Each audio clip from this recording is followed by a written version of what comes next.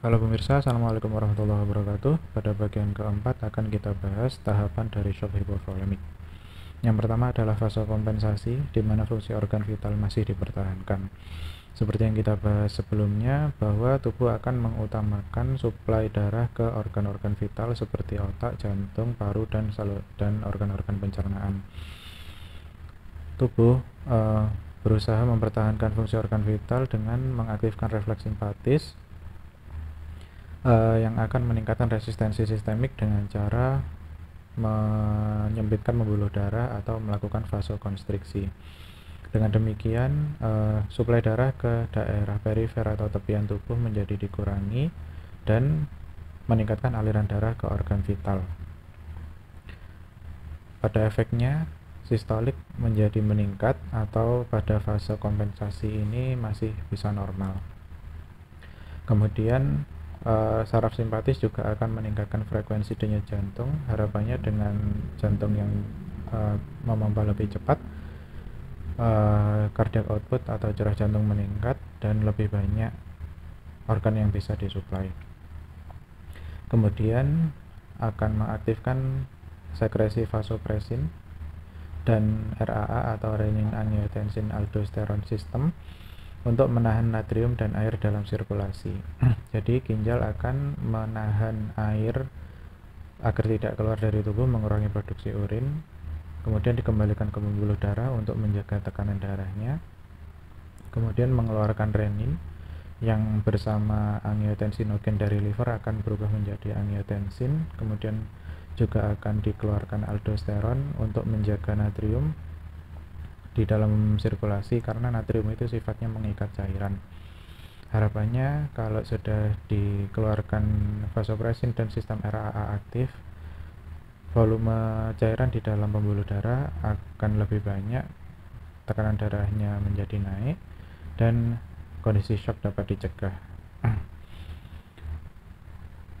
Sebagai konsekuensi dari fase kompensasi ini muncul tanda gejala yaitu takikardi atau frekuensi denyut jantung lebih tinggi dari 100 kali per menit, kemudian fasenya gelisah, tampak pucat dan dingin karena suplai ke wajah berkurang, ke ujung jari berkurang, dan menurunnya kapilari refill time. Fase kedua adalah dekompensasi, di mana sistem sirkulasi sudah tidak efisien.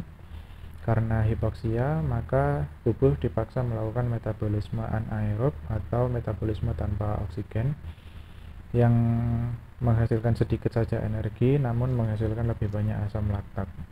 Asam laktat yang terlalu tinggi dalam pembuluh darah akan menyebabkan kondisi asidosis atau darah dalam kondisi asam. Kemudian sel mulai rusak akibat hipoksia dan asidosis, kemudian aliran darah melambat. Akibatnya terjadi agregasi trombosit yang menyebabkan terbentuknya trombus atau gumpalan darah. Kemudian adanya pelepasan mediator inflamasi oleh makrofag. Efeknya adalah terjadi vasodilatasi dan permeabilitas kapiler meningkat. Efeknya merusak ya, jadi aliran balik vena menurun, kemudian akibatnya terjadi depresi miokard atau jantungnya melemah. Untuk manifestasi klinisnya terjadi takikardi semakin parah, kemudian tekanan darah menurun, tidak mampu dikompensasi ya, karena sudah fase dekompensasi. Kemudian perfusi perifer ikut menurun, terjadi oliguri atau jumlah urin yang sedikit, kemudian asidosis dari pemeriksaan gas darah arteri, dan terjadi depresi sistem saraf pusat atau kesadaran yang mulai menurun. Yang terakhir adalah fase irreversible atau tidak bisa kembali lagi. Shock yang terus berlanjut akan meningkatkan kematian sel, kemudian menyebabkan disfungsi sistem multi organ atau MOTS, kemudian tubuh akan kehabisan energi, dan kematian akan terjadi walaupun sistem sirkulasi dapat dipulihkan dengan obat-obatan ataupun tindakan resusitasi. Pada fase ini tekanan darah sudah tidak terukur, nadi tidak teraba, GCS sangat menurun atau kondisi koma, dan anuria atau tidak ada produksi urin dapat segera menyusul kondisi kematian. Demikian bagian keempat. Terima kasih. Sampai jumpa di bagian berikutnya. Assalamualaikum warahmatullahi wabarakatuh.